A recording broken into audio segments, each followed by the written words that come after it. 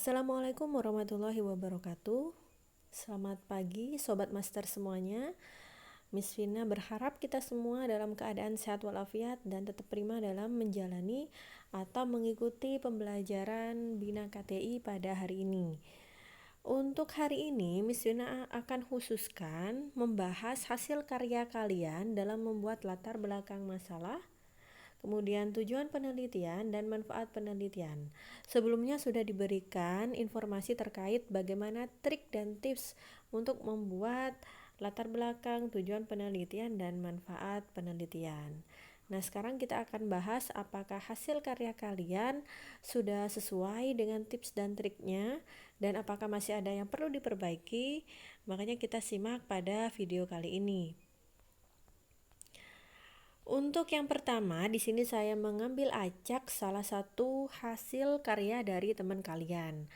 Coba kalian perhatikan ya, hasil karya dari teman kalian. Nah, ini harusnya dikatakan bahwa latar belakang masalah dampak pemanasan global.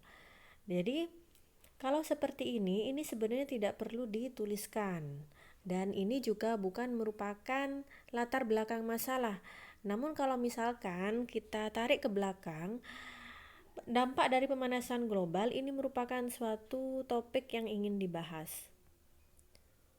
Ya, tapi ini kurang tepat juga ya untuk membuat suatu inovasi atau penemuan baru.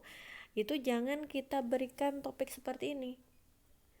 Tapi topik yang benar misalkan cara, upaya ya mengatasi pemanasan global. Itu ya topik yang sesuai untuk karya tulis ya.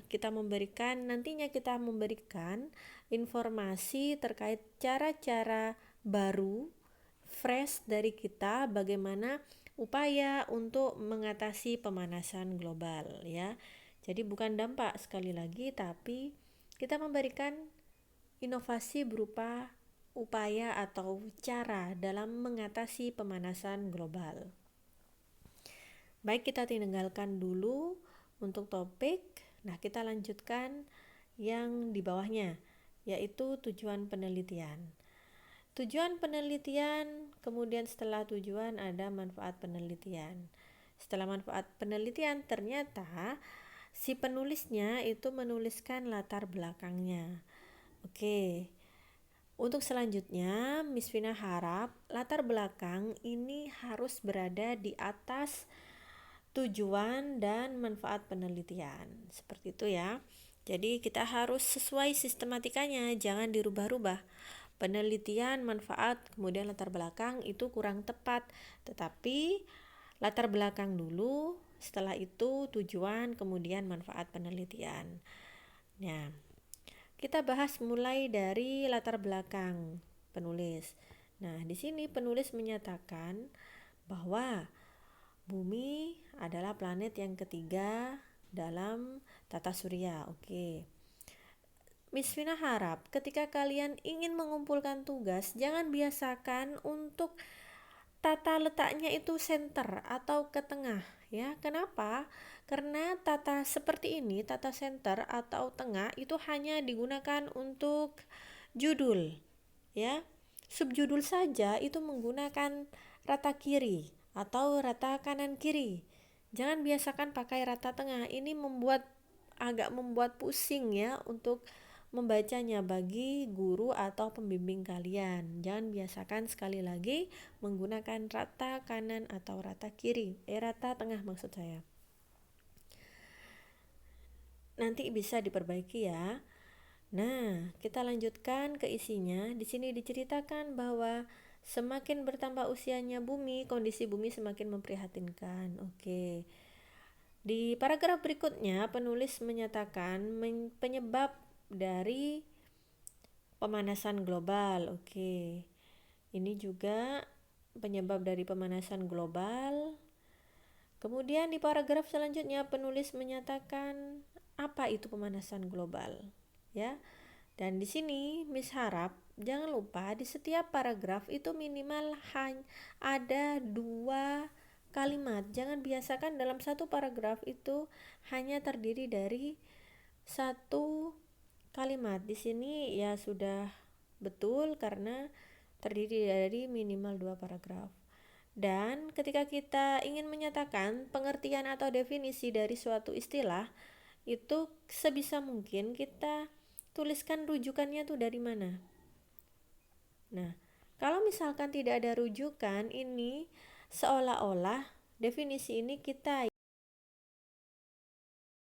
sebisa mungkin kita rujuk dari artikel atau dari sumber-sumber yang terpercaya.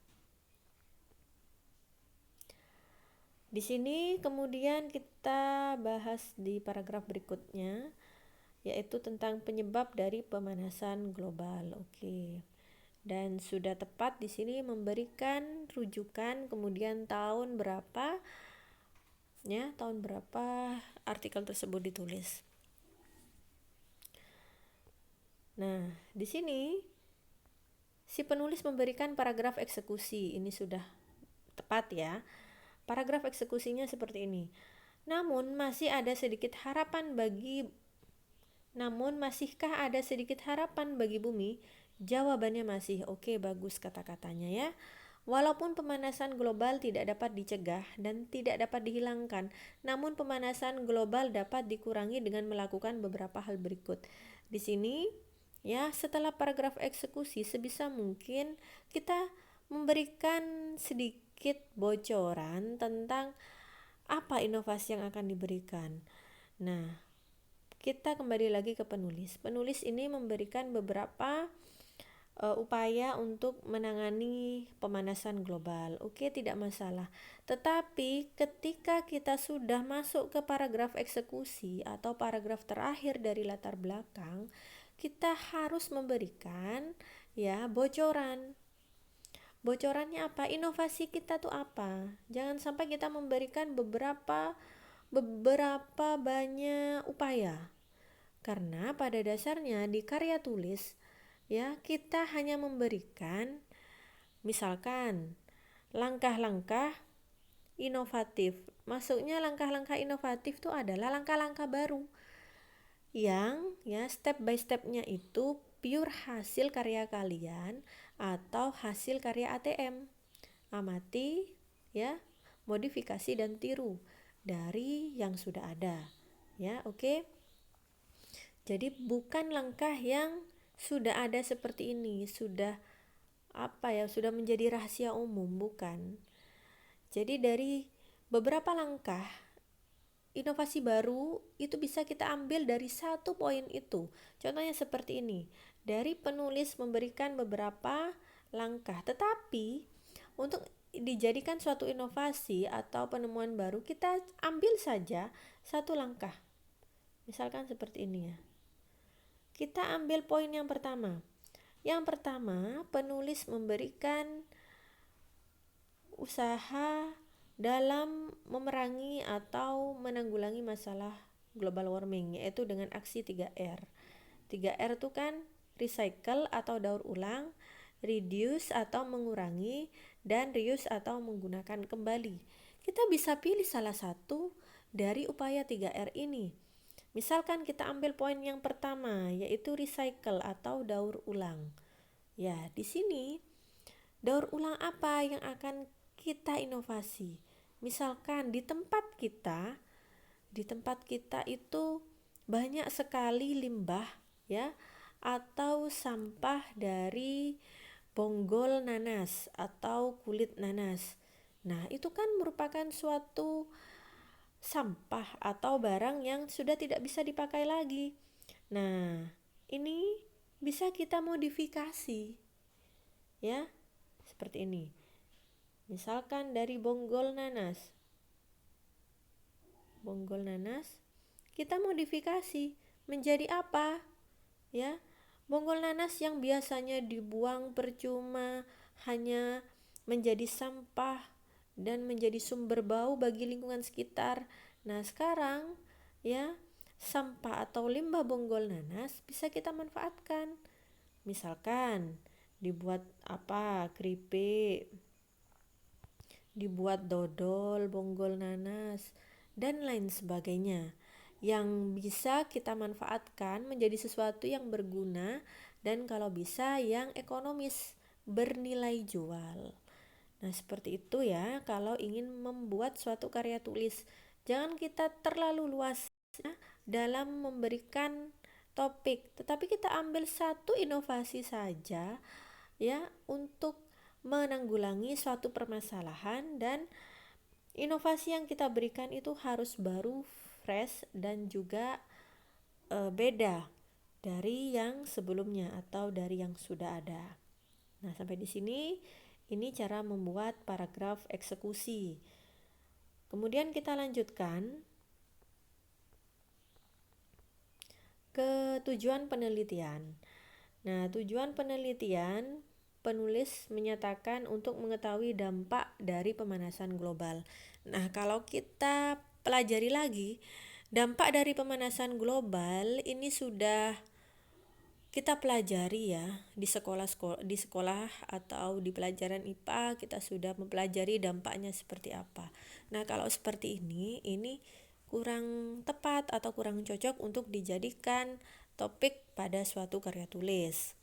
Tapi dengan topik yang Miss Wina jelaskan tadi itu bisa memberikan angin segar ya atau inovasi baru. Nah, kalau kita sesuaikan dengan topik yang Miss Vina berikan tadi, menurut paragraf eksekusi di latar belakang, sehingga tujuan penelitiannya bisa seperti ini. Misalkan rumusan masalahnya. Rumusan masalah.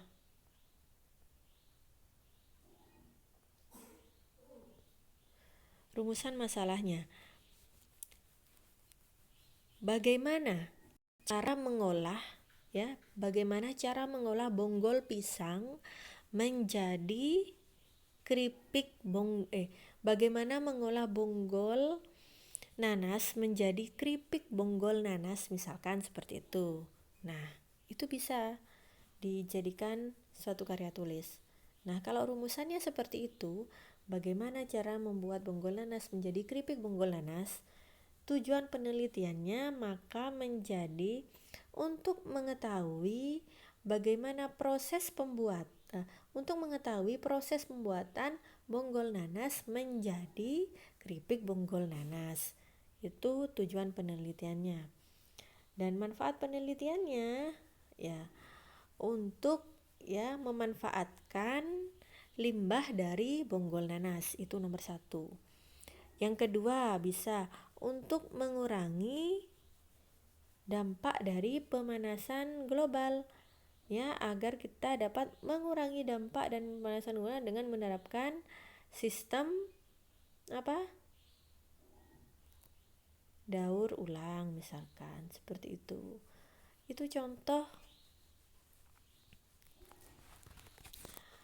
contoh bagaimana kita memanfaatkan barang-barang yang tidak bermanfaat atau limbah menjadi inovasi baru berdasarkan ide yang baru ya, berdasarkan ide yang fresh dari kita, bukan berdasarkan apa yang sudah di masyarakat umum atau di mata pelajaran kita, seperti itu. Nah, itu yang bisa Miss Yuna sampaikan.